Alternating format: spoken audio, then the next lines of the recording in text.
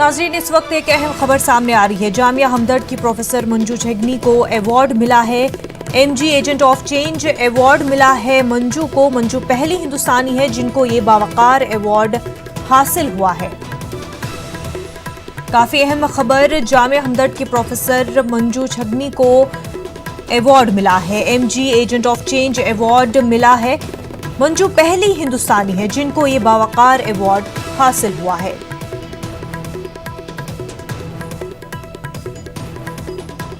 नाज़रीन, जामिया हमदर्द की प्रोफेसर मंजू को मेरी गॉब्रिन award agent of change award मिला है।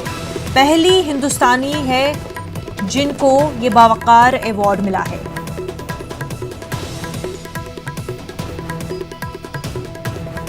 जामिया हमदर्द की प्रोफेसर मंजू पहली हिंदुस्तानी है जिनको मेरी गॉब्रिन एजेंट ऑफ चेंज अवार्ड मिला है। काफी बावकार अवार्ड जो कि मंजू जामिया हमदर्द की प्रोफेसर इनको मिला है।